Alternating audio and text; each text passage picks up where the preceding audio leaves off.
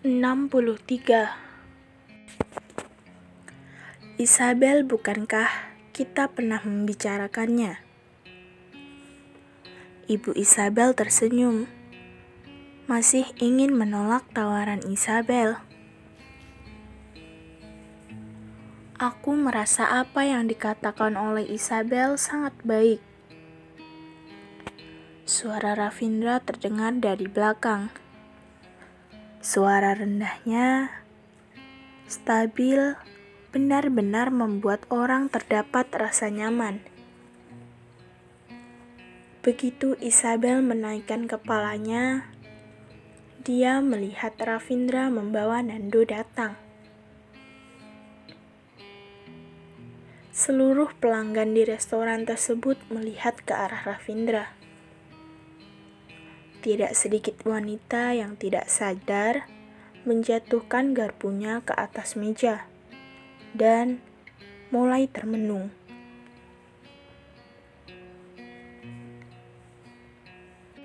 Lelaki ini sungguh sangat manly. Nyonya, Nando berbicara.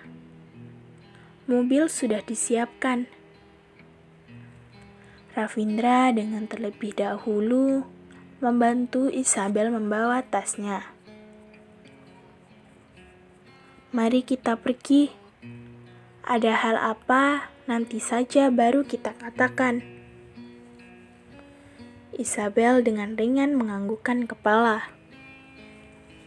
Pada saat ini, apa yang diberi nasihat oleh Ravindra, apakah akan menjadi hasil akhir? Pada saat diri sendiri belum bisa berpikir bagaimana cara menghadapi masalah tersebut, lebih baik tidak perlu terlalu memikirkannya. Atau jika mengobrol dengan ayahnya bisa berubah pendapat. Nando memutarkan badan, berjalan terlebih dahulu. Kedua pengawal membawa tas belanjaan mengikuti dari belakang. Seluruh pelanggan wanita menatap iri Isabel. Sangat disayangkan, Isabel sama sekali tidak memiliki niat untuk meladeni tatapan mereka. Di dalam hatinya hanya memikirkan satu hal. Kembali ke hotel. Isabel mengantarkan ibunya kembali ke kamar. Isabel, kamu katakan kepada ibu, apakah benar-benar terjadi sesuatu masalah? Ibu Isabel paling mengerti putrinya. Melihat ekspresi Isabel, langsung memberitahu dia jika pasti terjadi sesuatu dengan putrinya. Terlebih lagi adalah hal besar. Apakah mungkin anak? Pandangan mata ibu Isabel melihat ke arah perut Isabel. Dalam sekejap saja memikirkan begitu banyak. Ibu, jangan sembarangan menebak. Aku dan anakku semua baik-baik saja. Isabel memutuskan perkataan ibunya. Ibu, aku sebenarnya tiba-tiba memikirkan suatu hal. Apakah ibu tahu, selain aku adalah istri dari Ravindra, aku juga merupakan karyawan dari perusahaan. Aku tadi hanya saja memikirkan masalah pekerjaan. Isabel memikirkan seharian. Hanya bisa mencari alasan seperti ini untuk mengalihkan perhatian ibunya. Jika seperti ini, maka kamu benar-benar sangat menderita. pada saat Ibu Isabel mendengar masalah pekerjaan. Dalam sekejap menghembuskan nafas lega. Sebenarnya masih ada Ravindra. Tidak apa-apa jika kamu tidak ingin bekerja. Aku tahu. Ibu lapar tidak? Aku akan menyuruh hotel untuk menyiapkan makanan. Isabel berdiri bersiap untuk pergi. Ibu Isabel menahan tangan Isabel. Baik-baik, Ibu sama sekali tidak merasa lapar. Karena kamu memiliki hal, maka pergilah terlebih dahulu. Ibu akan beristirahat terlebih dahulu. Isabel menganggukkan kepala, berusaha memberikan senyuman. Ibu, di hotel ini ada layanan konsumsi. Ingin memakan apapun, Ibu bisa langsung memesannya. Mohon jangan menghemat uang. Ibu sudah tahu. Ibu Isabel tersenyum dan berkata dengan lembut, "Kamu pergilah urusi urusanmu." Isabel tidak berani berada di sana lebih lama. Dengan cepat, memutarkan badan dan pergi meninggalkan. Dia sangat takut jika dia tinggal lebih lama lagi, dia akan memberitahukan semuanya kepada ibunya. Begitu keluar dari dalam kamar, Isabel bersandar kepada tembok. Menggunakan tenaga mengelap wajahnya, kembali memasukkan air matanya. Melindungi ibunya selalu merupakan keinginan terbesarnya. Tetapi dirinya begitu tidak berguna. Sekali demi sekali, di hadapannya melihat ibunya menerima rasa sakit. Dan dia tidak memiliki kekuatan apapun. Pertama mengira hanya dengan dia memiliki uang banyak, bisa membeli rumah untuk ayah dan ibunya, meninggalkan rumah neneknya. Tetapi dia sama sekali tidak bisa berpikir sama sekali jika pada saat ini sudah akan sukses. Ayahnya begitu berani mengkhianati ibunya. Dan teruntuk ibunya merupakan hantaman terbesar di hidupnya. Bagaimanapun neneknya jauh lebih kejam. Tuntunan kehidupan sangat besar. Dan pekerjaan begitu sibuk. Tetapi sama sekali tidak bisa dibandingkan dengan pengkhianatan ayahnya. Dirinya harus bagaimana? Apakah dia harus mendiskusikannya dengan ayahnya? Isabel kembali ke kamarnya sendiri. Dan Ravindra sedang menelpon. Melihat Isabel pulang, Ravindra membuat gerakan untuk menunggunya sebentar. Setelah selesai menelpon, Ravindra berkata kepada Isabel, "Apakah kamu membutuhkan aku untuk menemanimu pergi bersama?" Isabel pada awalnya berniat untuk menggelengkan kepalanya, tetapi dia malah menganggukkan kepalanya. Dalam hal ini, bahkan dia sudah tidak memiliki niat untuk berdiskusi dengan orang tersebut. Karena dirinya dan Ravindra adalah suami istri.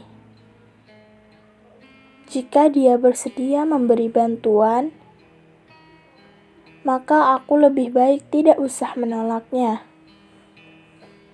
Tetapi Dia bahkan tidak memiliki orang yang ingin diajak berdiskusi. Ayahmu baru saja bertemu dengan pasangannya, bersiap untuk bertemu yang lainnya. Alamatnya adalah di kedai kopi. Suara Ravindra terdengar begitu datar, tidak terdengar ekspresi apapun. Waktu janjiannya adalah setengah jam dari sekarang. Hati Isabel meredup. Ayahnya sebenarnya ingin melakukan apa? Bukankah tadi dia sudah berbicara dengan sangat bahagia? Mengapa harus ada yang kedua, ketiga? Tetapi tidak peduli dia bertemu dengan beberapa orang, semuanya sama saja. Ayah sebenarnya mengapa? Isabel menganggukkan kepala, mengambil tas dan bersiap untuk pergi. Ravindra mengikutinya di belakang tubuhnya, berkata dengan rendah, "Aku akan menyetir mobil membawamu pergi."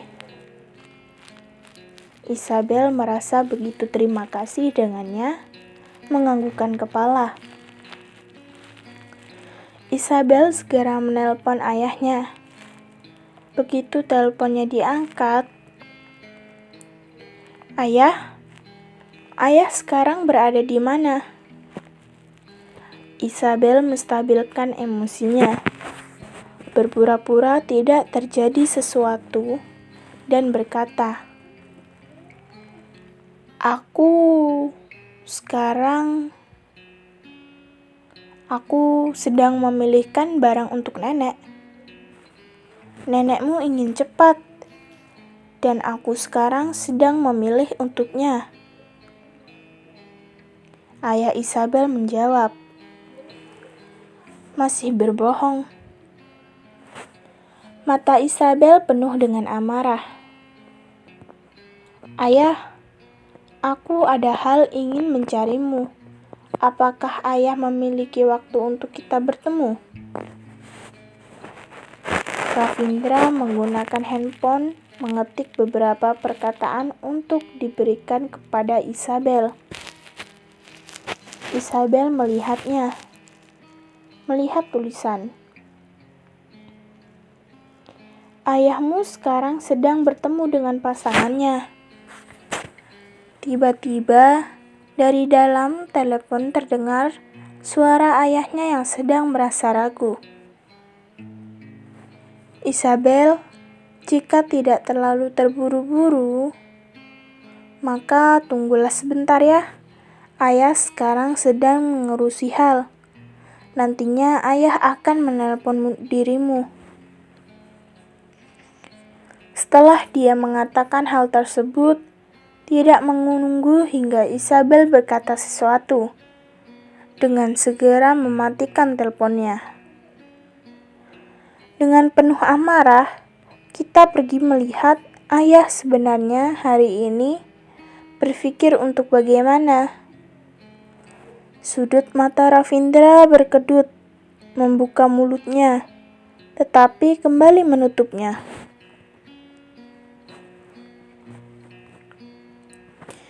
Ini merupakan urusan keluarga Isabel.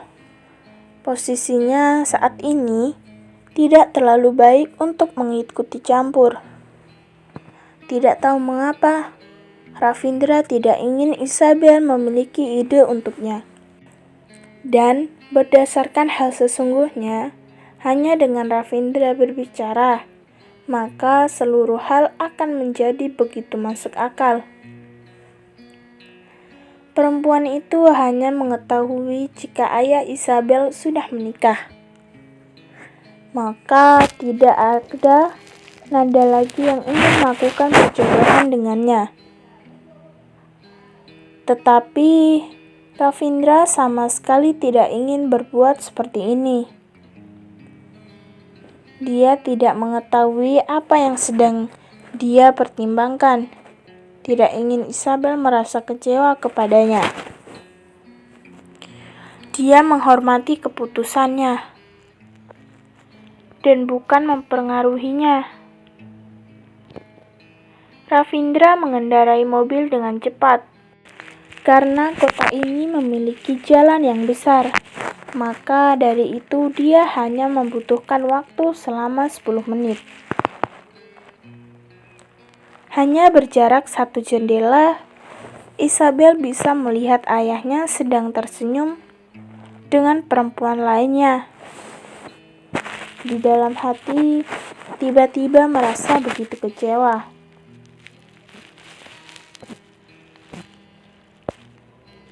Lelaki seperti ini ternyata adalah ayahnya sendiri. Bukan, dia hanyalah ayah tirinya. Dia seperti ini sudah tidak mengakui dirinya sebagai putrinya lagi, bukan? Masuklah, mendengar penjelasannya. Suara Ravindra membawa suatu perasaan menenangkan bagi Isabel. Isabel membuka sabuk pengaman, memegang tas dan masuk ke dalam Starbucks. Ravindra mengikutinya di belakang dan memilih tempat duduk yang tidak jauh dari mereka. Isabel ingin mendengar apa lagi yang bisa ayah katakan. Kali ini pasangan perjodohannya sepertinya jauh lebih membuat ayahnya puas dibandingkan yang pertama kalinya. Ayah Isabel tersenyum dan berkata, "Kondisimu begitu bagus. Pastinya kamu tidak akan bisa menyukai aku, bukan?" "Ya, aku mendengar jika kamu memiliki menantu yang memiliki uang. Maka dari itu baru pergi untuk bertemu denganmu." Dan pasangannya membawa suara yang begitu sombong. "Aku merupakan orang kota dan memiliki rumah. Bahkan pekerjaanku juga tidaklah buruk. Maka dari itu, aku sama sekali tidak tergesa-gesa mencari pasangan." Benar, aku ada menantu, tetapi putriku bukan merupakan anak asliku," ayah Isabel berkata. "Aku menginginkan anakku sendiri."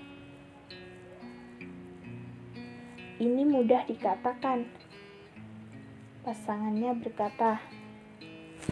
"Aku ingin bertanya satu kalimat kepadamu. Menantumu memberimu berapa banyak uang?" Mendengar pertanyaan pasangannya ini, wajah ketiga orang yang berada di sana merasa begitu aneh.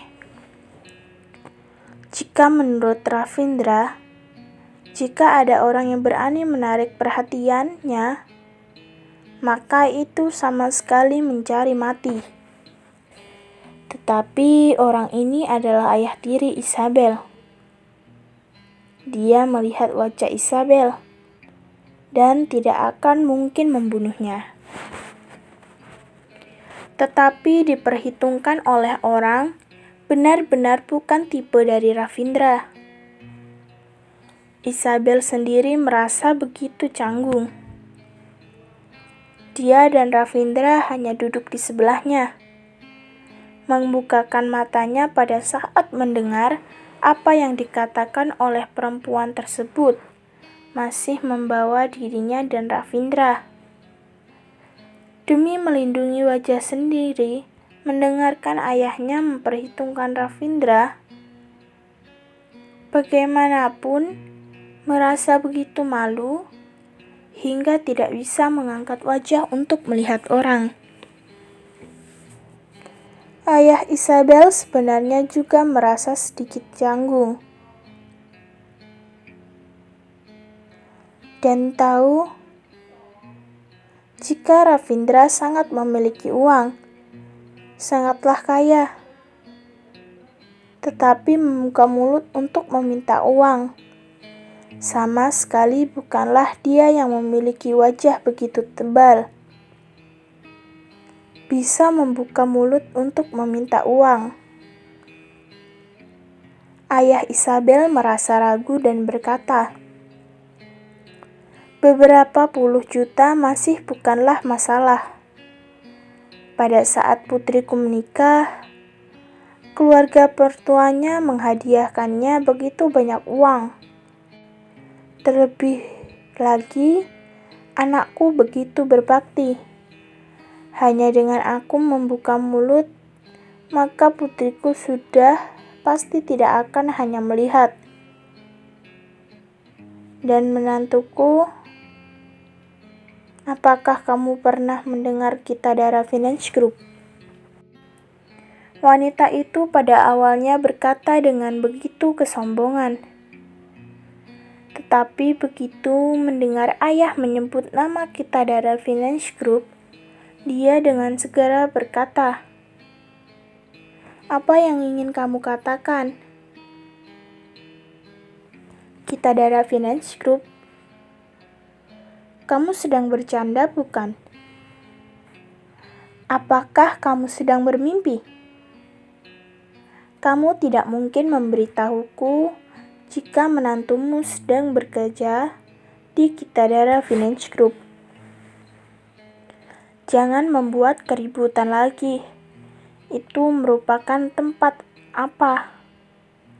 Pekerjaan paling rendah di sana saja memiliki gaji sebanyak ratusan juta. Bagaimana mungkin kamu memiliki menantu seperti ini?" Mendengar wanita ini memuji Kitadara Finance Group, wajah Ravindra berubah menjadi lebih enak dilihat.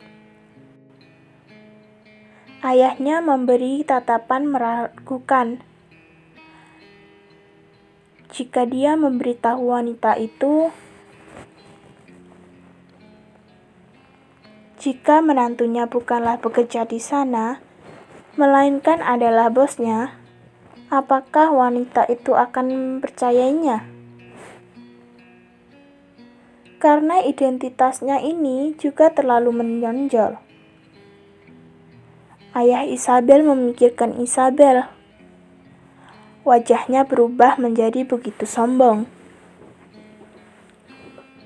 Berkata, "Nantinya kamu juga akan tahu. Sekarang bukan saatnya memberitahumu. Jika aku berbohong, nantinya juga akan ketahuan. Benar kan?" Wanita itu berpikir, memang benar. Karena hubungan dengan Kitadara Finance Group, wanita yang pertama kali bersikap begitu sombong, perlahan-lahan berubah. Baiklah, jika seperti ini, maka hari ini aku datang. Tidaklah sia-sia.